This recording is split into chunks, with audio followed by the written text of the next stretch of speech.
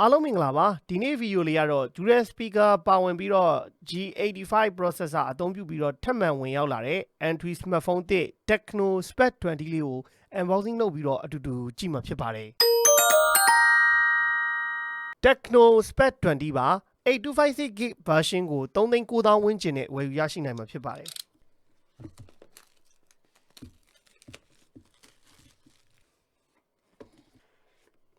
Tecno Spec 20မှာပါဝင်တဲ့ specification တွေကိုရေးထားပါတယ်အဓိကတိုးတက်လာတဲ့အချက်က3ချက်လို့ပြောလို့ရတယ် selfie camera 32 megapixel ဖြစ်လာတာဟာဒီ Spec 10မှာ8 megapixel ထက်ပိုကောင်းလာတယ်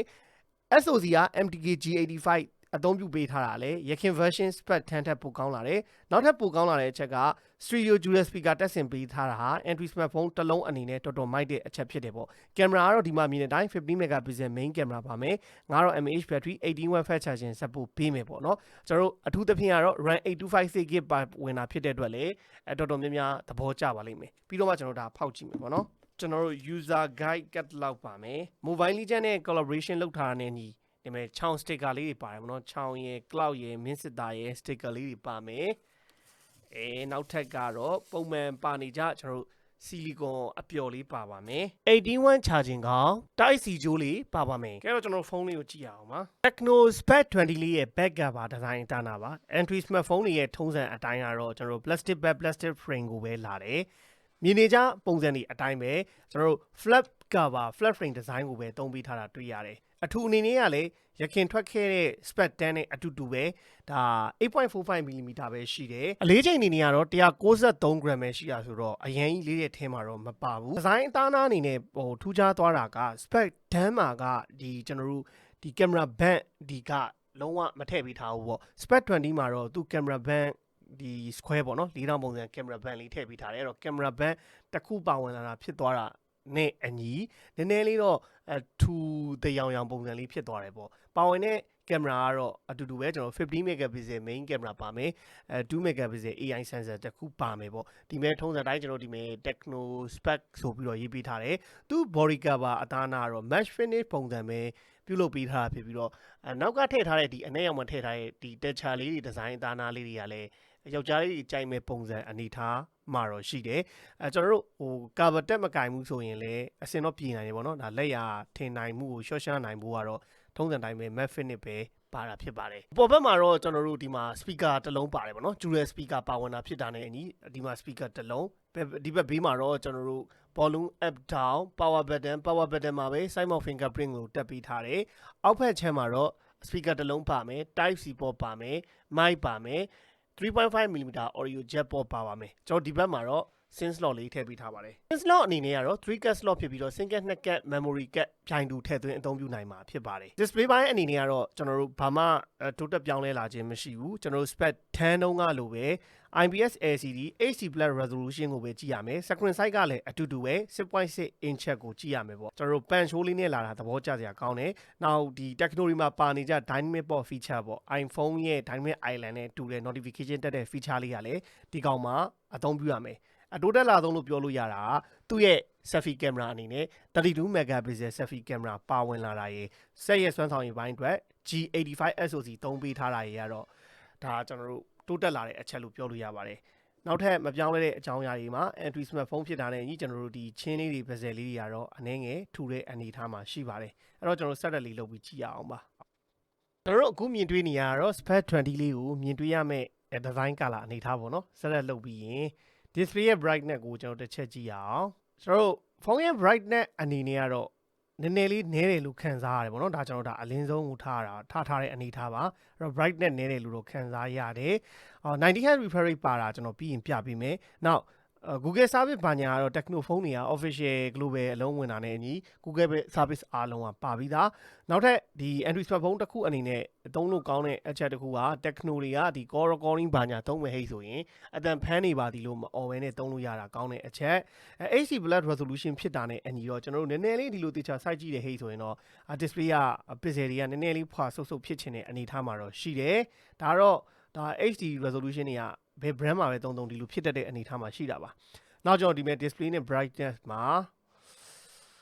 screen refresh rate ကကျွန်တော်တို့16 Hz 90 Hz ထားလို့ရတယ်ဒီမှာတော့ကျွန်တော်90 Hz ပဲထားခဲ့လိုက်မယ်เนาะ smooth အဖြစ်ဆုံးဟိုသူပြနေအောင်လို့နောက်တစ်ခါဒီ Airdraw Touch ပါညာပါမယ် Airdraw Touch မှာလည်းထုံးစံတိုင်းပဲကျွန်တော် swipe speed ကိုမြန်ချင် Airdraw Fast မှာထားလိုက်ပေါ့ motion speed ကလည်းကျွန်တော် fast မှာထားချင်တာလားဒါ Airdraw Touch မှာပြင်လို့ရတာပေါ့နော် color temperature ကတော့ဒါကျွန်တော်တို့ warm color ကိုသွားချင်တာလားဒါမှမဟုတ် default ကိုသွားချင်တာလားစိတ်ကြိုက်ကျွန်တော်တို့ color tone ကိုပြင်လို့ရပါတယ်နောက်ထပ်ကျွန်တော်တို့ဒီ memory fusion ပေါ့နော် memory fusion ဆိုတာဒီ virtual RAM ထည့်လို့ရတာ special function ထဲမှာပါပါတယ်ဒီ special function နဲ့ကကျွန်တော်ဒီ memory fusion เนาะကျွန်တော်တို့ virtual RAM က 8GB ထိထားလို့ရတာဖြစ်တဲ့အတွက်သူကလာတာ825နဲ့လာတာဆိုတော့ RAM 16GB ထိထားပြီးတော့အသုံးပြုလို့ရပါတယ် dynamic port ကတော့ကျွန်တော်အမြဲတမ်းလည်းပြောပါတယ် dynamic port သုံးရင်ကဒီမဲ့ကျွန်တော်တို့ naughty လေးတက်တာပေါ့ဒီမဲ့မြင်သာအောင်ဆိုရင် dynamic port ကိုမြင်သာအောင်ဆိုရင်ကျွန်တော်ဒီမှာပြပေးလိုက်မယ်ဒီမဲ့ R3 နဲ့ battery reminder တွေမှာဒီမှာတက်မယ်ပေါ့နော် charging animation background call တွေလာရင်ကြည့်လိုက်ပါဒီမှာနောက်ကျွန်တော် dynamic port ပါတာဖြစ်တာနဲ့ဒီမှာတက်လာတာပေါ့နော်အဲ့တော့ dynamic port သဘောကျတဲ့သူတွေကမသုံးချင်ဘူးဆိုလည်းဒီမှာပိတ်ထားလို့ရပါတယ်เนาะအဲ့ dynamic port feature လေးကိုဒီကောင်တွေကကျွန်တော်တို့သူ့ရဲ့ special function ထဲမှာပါတာပါပြီးရင်တော့ကျွန်တော်တို့app twin ပေါ့နော်ဒီ Facebook ကိုနှစ်ခုဒီကောင်တွေကတော့သူပေးတယ်ပေါ့နော်သူသတ်မှတ်ထားတဲ့ application တွေကိုတော့နှစ်ခုသုံးလို့ရတယ် Facebook နှစ်ခုလို့ Viber တို့ဘာညာတော့ရမှာပါအဲ့တော့ဒီတကယ်လို့ Tecno သုံးနေတယ် Infinite သုံးနေတယ်ဆိုရင်အဲ့ app twin လေးပါလားတစ်ချက်ဝင်ကြည့်ကြည့်ပါသူရဲ့ special function ထဲမှာပါပါတယ်အဲ့တော့ပါတဲ့ spec တွေကိုလည်းသူရဲ့ဒီ my phone မှာရေးပေးထားတယ်ပေါ့နော် iOS 30.5.0 နဲ့သုံးရမယ် Tecno Spec 20 Android version 13 CPU က Helio G85 ကိုအသုံးပြုပေးထားတယ် selfie camera 32 megapixel 50 megapixel dual camera ပါမယ် 8GB ထိရဖြစ်တဲ့အတွက် RAM 16GB အနေထားထိထားသုံးလို့ရမယ် ROM က 256GB နဲ့လာတယ် battery 5000 mAh screen resolution ကတော့ 720p နဲ့ပဲကြည့်လို့ရမယ်ပေါ့နော်နောက်ထပ်ကကျွန်တော် camera လေးကြည့်အောင်ပေါ့နော် camera ကတော့ Spec 10 Pro တော့ကတော့ Android smartphone တွေထဲမှာမစိုးတဲ့အထက်မှာတော့ပါတယ်ဒီကောင်ကဘယ်လိုရှိအောင်ကြည့်အောင်အဲ့တော့ Spec 10ဒီ Tecno တွေရော Infinite တွေရောကပါဝင်တဲ့ feature တွေကိုအကုန်လုံးသိချင်ဒီအောက်ကနေအပေါ်ကိုဆွဲလိုက်ရင်ဒီမဲ့အကုန်ပါတယ်ပေါ့နော် short video ပါမယ်နောက် video ပါမယ် AI cam ပါမယ် portrait super night pro move ပါမယ် panorama ပါမယ် document slow motion time lapse AI shot ပါမယ်ပေါ့ဒါပေမဲ့ဒီမှာကျွန်တော်ပြောချင်တာသူ့ရဲ့ site မှာလည်းကြော်ညာထားတာပါဆိုတော့သူ့ရဲ့ flash me ကထုံးနေပြောင်းလို့ရတယ်လို့ပြောလို့ရတယ်เนาะသူက1တုံးပြောင်းရင်လားခိုးတုံးပြောင်းခြင်းအယောင်ပြောင်းတယ်ပေါ့နော်အဲဆို9တုံးကိုသွားမယ်1ကိုပြောင်းခြင်းဒီကဒီမီးရဲ့ LED မီးလေးကအဝါရောင်ပြောင်းသွားပြီပေါ့နော်အဲ့ဒါကတော့ဟို Tecno ဖုန်းတွေရဲ့အားသာချက်လို့ပြောတယ်အမြဲတမ်း selfie camera မှာဒီလို flash light လေးတွေပါတယ်ပေါ့ခါလေးကျရင်ကျွန်တော်ကထည့်မပြောပြတာရှိလို့ဒါကြုံတော့ဒီကောင်မှာတော့ဟို1တုံးရောခိုးထုံးရောကိုပြောင်းလို့ရတဲ့ flash မီးလေးပြင်လို့ရတာပိုကောင်းလာတဲ့အချက် selfie camera လည်း32 megapixel တော့ပါလာတယ်ဒါမျိုးဗျာတကယ်တမ်းပြောရရင် Android smartphone တွေရဲ့ camera တော့မမျှော်လင့်နဲ့ပုံရိပ်တွေရဲ့ sample အချို့တော့ကျွန်တော်တို့ထည့်ပေးမယ် video ကတော့ selfie camera မှာကျွန်တော်တို့က 2K 30 fps selfie camera မှာလည်းရိုက်လို့ရတယ် main camera မှာလည်း 2K 30 fps ရိုက်လို့ရတယ်ပေါ့နော်50 megapixel နောက် 720p 1080p 2K 30 fps ရိုက်လို့ရတယ်ဒါကသူ့ရဲ့ကောင်းတဲ့အချက်ပါပုံရိပ်အချို့ကတော့ကျွန်တော်တို့ထုံးစံတိုင်းပြီးရင်ရိုက်ပြီးတော့ထည့်လိုက်မယ်အဲ့ဒီအနေထားဘယ်လိုအနေထားရှိအောင်တော့ကျွန်တော်တို့ကြည့်လိုက်ပါsample photo အချို့ကိုရိုက်ကြည့်တဲ့နေရာမှာလည်းကျွန်တော်တို့စိတ်ကြည်နက်စရာကောင်းလောက်တဲ့ရုပ်ထွက်အနေထားတော့ရတယ်ပေါ့နော်ဒါသူ့ Android smartphone ဒီဈေးဝန်းကျင်ကင်မရာတွေထဲမှာအဆင်ပြေတယ်ဒါပေမဲ့ကျွန်တော်တို့ကလက်ကိုငြိမ်ငြိမ်ထားရရမယ်အလင်းရောင်ကောင်းကောင်းရတဲ့နေရာမှာရိုက်မယ်ဟိဆိုရင်ကျွန်တော်ဒီမှာမြင်တဲ့ဒီအယုတ်လေးတွေ studio ခန်းထဲမှာရှိတဲ့ဟာလေးတွေကိုရိုက်တဲ့နေရာမှာရတယ်လို့ပေါ့နော်အယောင်လေးတွေက saturated ဖြစ်တယ် vivid ဖြစ်နေတယ်ဆိုတဲ့အနေထားမှာရှိတဲ့ရုပ်ထွက်လေးကိုရတာတော့တွေ့ရတယ်ပေါ့နော်အရင်ကြီးပြင်ဟိုတရလုံးကြီးအရင် over saturate ဖြစ်တဲ့အနေအထားတခုတော့မရှိဘူး selfie camera 32 megapixel ကလည်းဟို spec 10ထက်တော့ပိုကောင်းလာတယ်လို့ပြောလို့ရတယ်ကျွန်တော်ဒီ HDR backlight ရိုက်တဲ့အနေအထားတွေမှာရောပုံမှန်ရိုက်တဲ့အနေအထားတွေမှာရောရတဲ့ skin တုံးကလည်းအဆင်ပြေတယ်ဒါ main ကလေးတွေဆိုရင်တော့ဟို Vivo တို့ Oppo တို့လိုထုံးစံတိုင်းမျက်နှာကိုချောနေအောင်ဒါ effect ပြင်ထားမှမသိတာအောင်ပြင်ပေးတာကိုတွေ့ရတယ်ပုံမှန် main camera နဲ့ရိုက်တဲ့ portrait တွေကလည်းကျွန်တော်ပြောသလိုပဲပေါ့နော်ငြိမ်အောင်တော့ကန်ရက်အဲ့ဒီ proto processing မပြီးခင်မှာလှုပ်တာရှားတာဖြစ်တယ်အလင်းအောင်ကန့်လန့်ရိုက်တဲ့ဟိတ်ဆိုရင်ဒါအဆင်မပြေတာဒီတိုင်းတိကျကျွန်တော်တို့ချိန်ရိုက်တဲ့အနေအထားတစ်ခုမှာရတဲ့ result ကတော့သူဈေးတန်းကင်မရာတစ်လုံးအနေနဲ့အဆင်ပြေတယ်ဆိုတာကိုရတယ်ပေါ့နောက်ထပ်ကဒါကျွန်တော် HDR backlight ကို HDR photo မှာရမယ် result တွေပါ landscape ပုံချိုလည်းနောက်မှာထည့်ပေးထားပါတယ်ကြည့်လိုက်ပါပေါ့နော်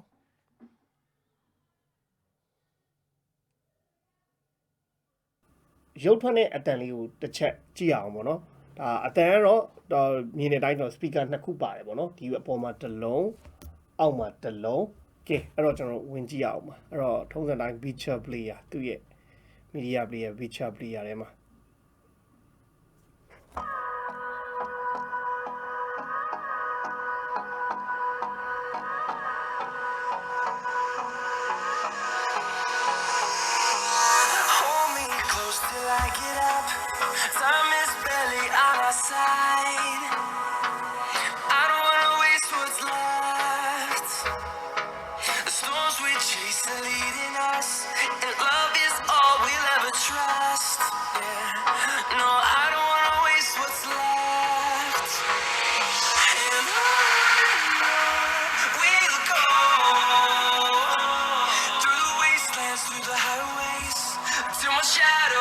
အဲ့တော့ brightness ကအမြင့်ဆုံးပေါ့နော်နည်းလေးတော့ကျွန်တော်ဆက်လာမယ်ဒီကောင်ကတစ်ချက်ရှိတာဒီနေ့အဲ့ရပြီးတော့နည်းနည်းလေးတယ်ဒီလေးကြည့်ရနေရတယ်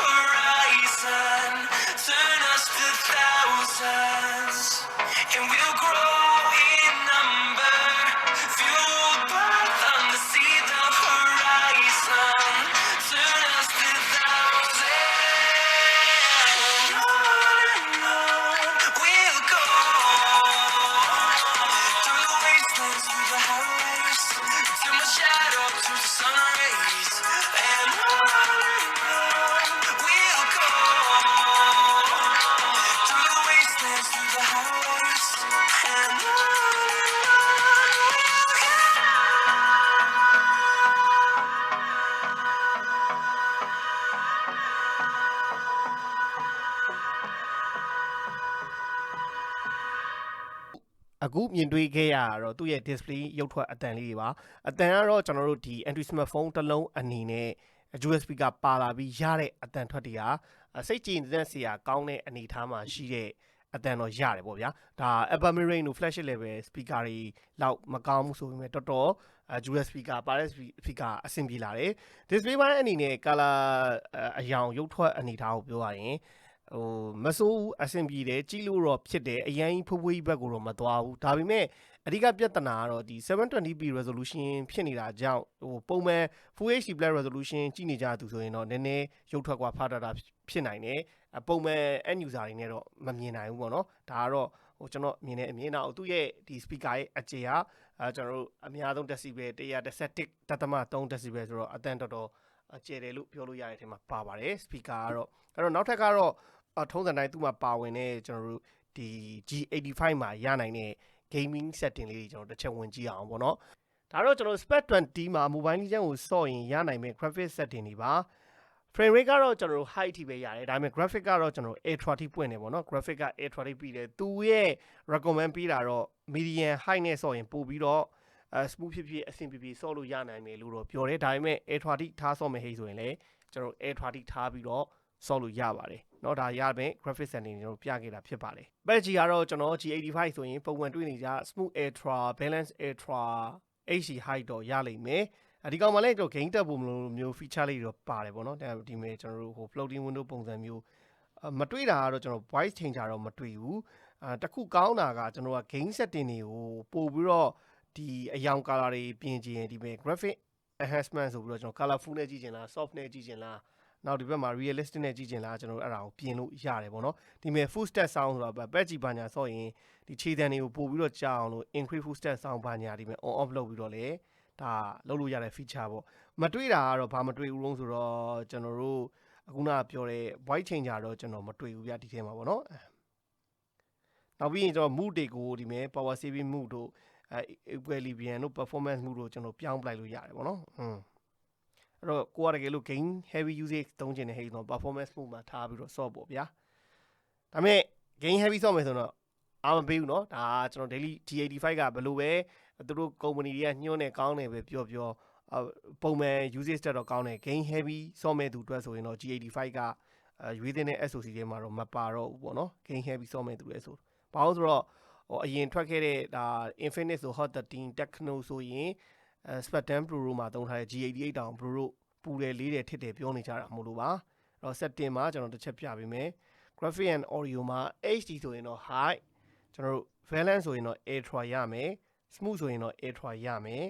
ပြီးရင်ကျွန်တော် sensitivity gyro ပါမပါတော့ဝင်ပြီးတော့အတူတူစမ်းကြည့်အောင်ပေါ့နော် gyro ကကျွန်တော်တို့ပါပါတယ်အဲ့တော့ပါတဲ့ gyro ကအရင်ကြီးတော့ကျွန်တော်တို့မပေါ်ဘူးပေါ့ဗျာဟိုဆိုလိုချင်တာကကျွန်တော်တို့ back နဲ့ဆွဲလိုက်တဲ့ဟိဆိုရင်ခဏလေး millisecond လောက်လေးတော့နှေးတယ် gyro နည်းနည်းတော့လေးတယ်